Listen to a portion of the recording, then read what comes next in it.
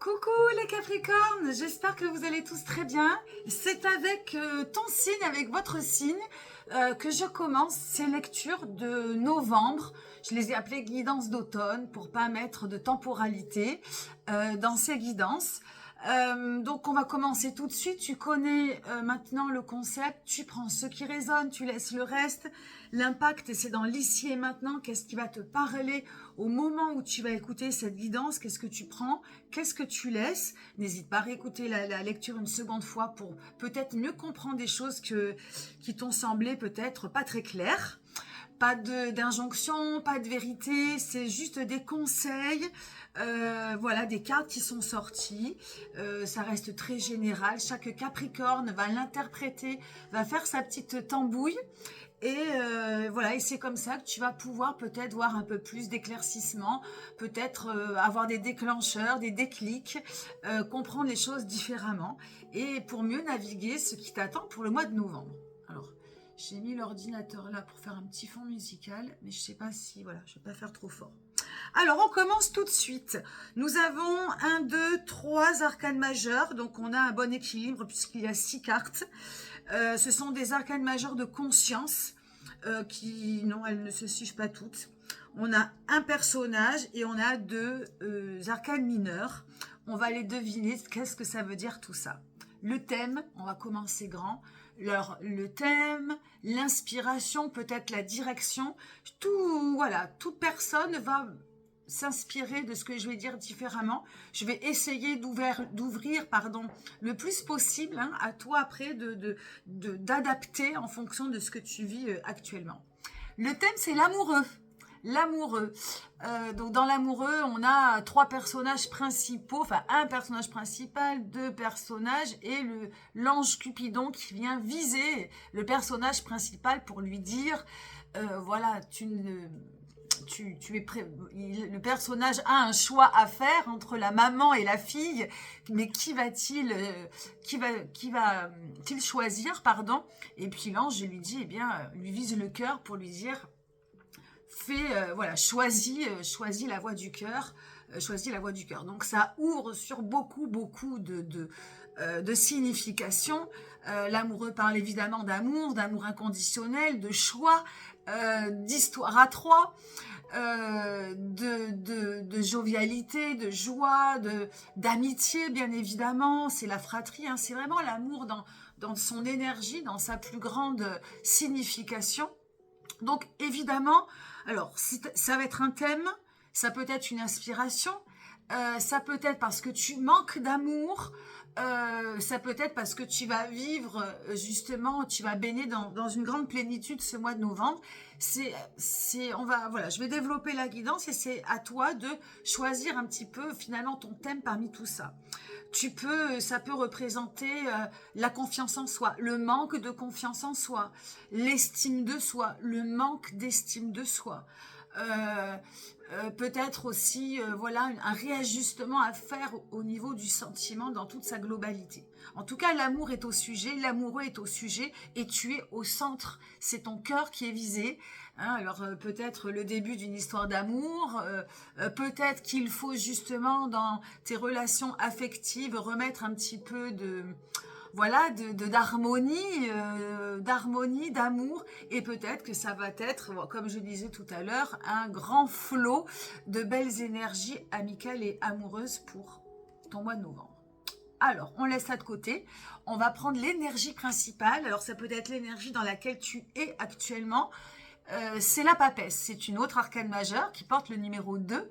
La papesse, une figure spirituelle très charismatique, mais qui est pour le coup en retrait.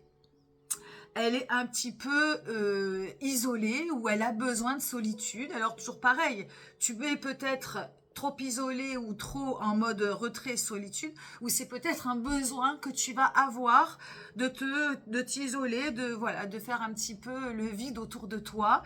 Alors évidemment, on peut faire un lien avec l'amoureux, C'est-à-dire que si tu es isolé, de te dire que tu as peut-être besoin de retrouver du lien social et du lien affectif et du lien amoureux, peut-être parce que justement c'est un petit peu le bazar à ce niveau-là, besoin de faire le vide, etc. Donc je pense qu'en tout cas, évidemment, ces deux cartes sont intimement liées.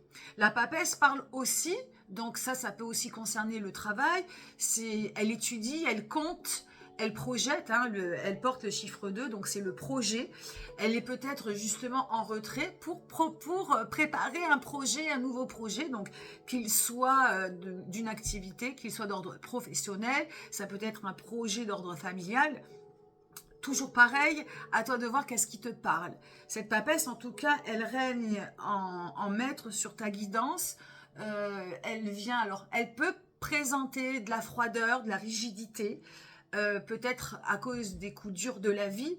Ce qu'il faut comprendre de cette arcane, en tout cas par rapport à l'amoureux, c'est que il y a peut-être par rapport à tout ce que tu as vécu, sans que tu t'en rendes compte, des choses qui émanent de toi, parce que la vie a été difficile, parce que la vie ne t'a pas facilité les choses. Et voilà, entendre que cette papesse, par rapport à l'impératrice par exemple, elle est en retrait et elle a besoin de chaleur. Mais elle a besoin de chaleur parce qu'elle est elle-même froide, peut-être un petit peu sévère, peut-être un petit peu dure, peut-être un petit peu trop... voilà, elle n'est pas encore tombée amoureuse, elle n'a pas encore connu peut-être les plaisirs de la vie.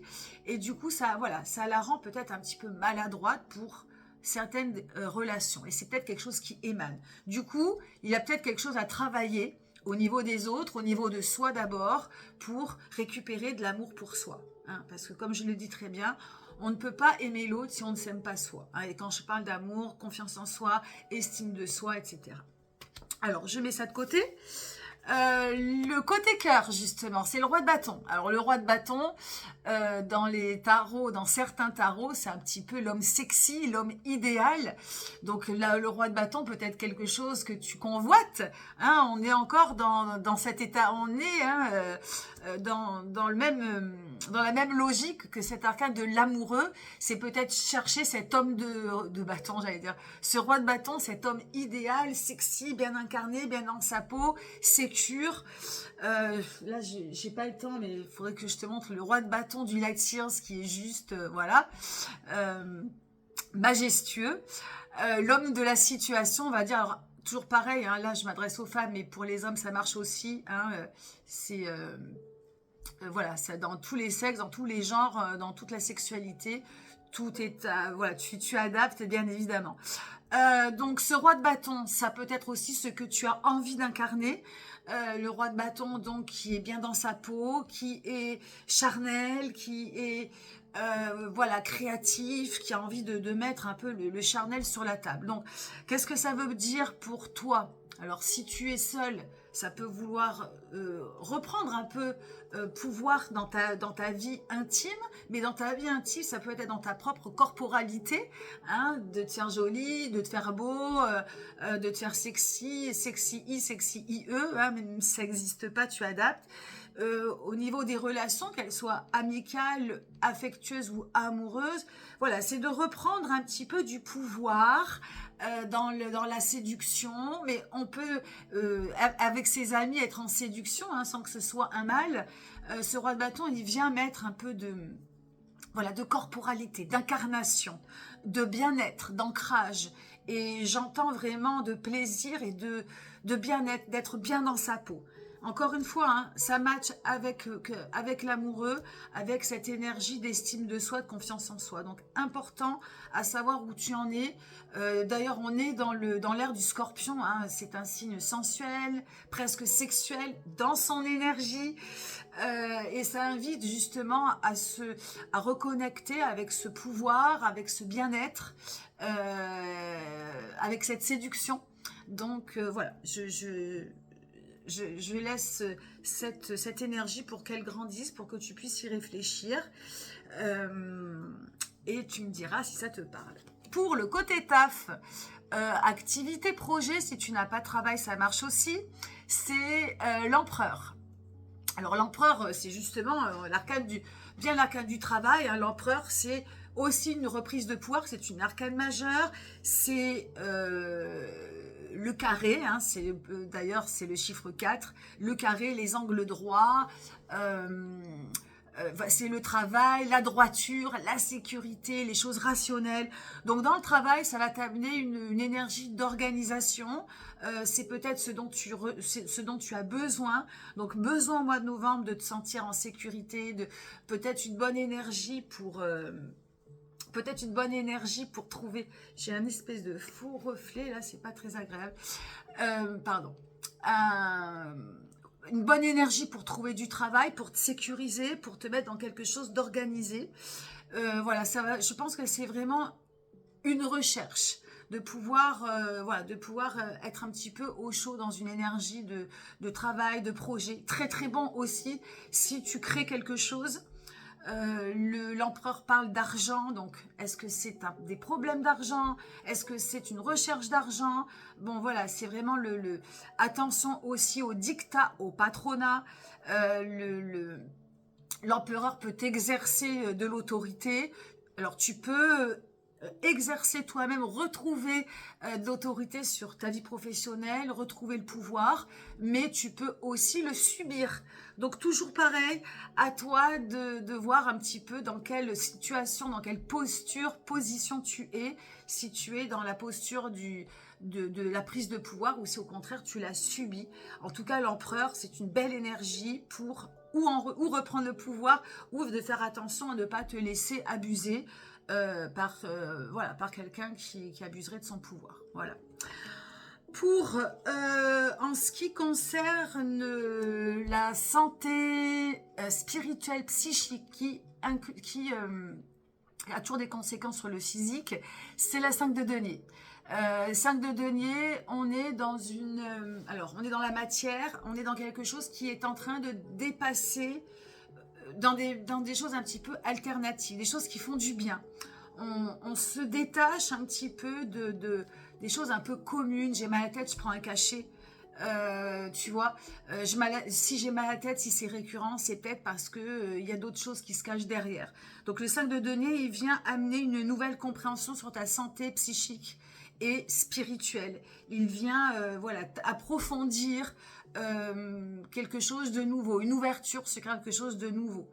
Peut-être en ouvrant, en élargissant sur d'autres choses. Hein. Donc ça peut être une thérapie, ça peut être de la spiritualité pure, de la méditation. Enfin voilà, ça vient ouvrir sur d'autres guérisons, des guérisons alternatives. Donc c'est intéressant, s'il y a quelque chose, une fatigue, une déprime, quelque chose qui vient te bloquer un petit peu physiquement, c'est le bon moment pour s'ouvrir à d'autres choses, à des choses nouvelles. Ça peut aussi représenter ce qui te bloque et ce qui te freine. Donc, c'est tout ce qui va être nocif pour toi. Drogue, alcool, de la surconsommation de quelque chose dans une mauvaise alimentation, un mauvais sommeil, quelque chose qui est mauvais pour toi et qui est récurrent pour toi. Donc ça aussi, c'est pareil, c'est à observer. Et si toutefois, par exemple, tu as un manque de sommeil, au lieu d'aller chercher des choses, je vais prendre la mélatonine par exemple, non, essaie plutôt de faire de la méditation. La méditation, c'est pas une méditation qui va marcher. C'est d'habituer son esprit à faire le vide, à éteindre les écrans peut-être à partir de 19h30. Réapprendre le sommeil, c'est waouh, mais ça ne se fait pas en prenant un cachet, en trouvant la solution comme ça. Ça va être à trouver, peut-être parce que tu te prends trop la tête, et voilà. Il y a plein de choses que j'ai pas le temps là de développer, mais voilà. C'est d'aller chercher là où est le mal et de trouver d'autres raisons pour évacuer ce mal, des solutions plus alternatives, voilà, plus spirituelles. Spirituelles, je m'entends. Alors, le conseil du conseil, et je finirai comme ça, c'est la 10 d'épée.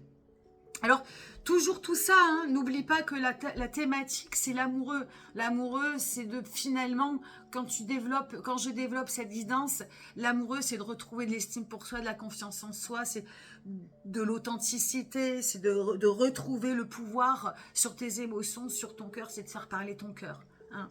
On est plus sur quelque chose qui est en soi, que de remettre finalement la solution sur de trouver de reposer toute cette attention sur quelqu'un, de vouloir trouver absolument quelqu'un ou de remettre tout sur son petit copain ou tout sur ses amis, etc. C'est de prendre en considération que voilà, est-ce que je m'aime suffisamment, est-ce que je m'estime suffisamment, est-ce que j'ai suffisamment confiance en moi, etc. Parce que tout émane de soi d'abord. Hein. Cette papesse, est-ce qu'elle a envie pourquoi elle a envie de solitude ou pourquoi est-elle seule? Qu'est-ce qui fait que voilà, est-ce que c'est quelque chose dont tu as besoin? Est-ce que c'est quelque chose qui émane de toi? Est-ce que c'est quelque chose que tu subis? Enfin, il est là le schmilblick. Hein. Je peux pas développer trop parce que j'ai déjà beaucoup développé, mais voilà, c'est à toi de voir un peu, d'être suffisamment conscient de savoir qu'est-ce que tu as besoin et est-ce que ce dont tu as besoin finalement, c'est de retrouver de l'amour pour toi. De l'amour, voilà, du vrai amour pour toi. 10 d'épée, conseil du conseil, eh bien c'est justement, j'en viens, c'est de considérer la fin d'un certain cycle. Alors, le 10, c'est la fin et c'est le début. L'épée, c'est le mental. Le 10 d'épée, on est arrivé à accepter l'autre, à accepter l'opinion de l'autre et à faire rentrer du coup l'affection, l'affectivité. Pour cela, il faut justement être capable de s'aimer soi, de se séparer de son ego et de pouvoir faire entrer le côté affectif. Mais le côté affectif, pour le faire entrer, il faut laisser tomber certains masques. Voilà, il y a des choses à faire. Il y a des choses à faire et peut-être que ce mois de novembre va t'apprendre, tu vois, cette séduction. La séduction, elle passe d'abord par soi-même. Tout passe d'abord par soi-même.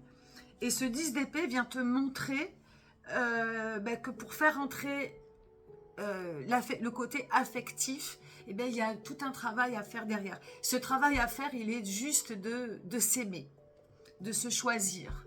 Hein. Finalement, voilà, on a le thème et on a la solution. Enfin, après, voilà.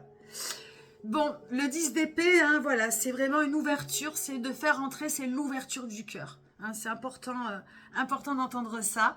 Écoute, je vais te laisser 17 minutes. Je voulais te faire passer que j'ai réouvert des créneaux pour des guidances, des guidances d'une demi-heure que je fais en mode en enregistrement et des guidances flash moins de 15 minutes. C'est des petits prix. J'aime pas parler de prix, donc je vais pas rentrer dans les détails. N'oublie pas de m'écrire en MP si tu veux en savoir un peu plus. Un peu guidance longue, j'ai du mal à faire plus court. Désolée, j'espère que ça t'aura plu. Merci de liker, d'écrire un petit message si le cœur t'en dit. On va essayer de faire moins de 18 minutes. Gros bisous et bon mois de novembre. Bye bye, à bientôt.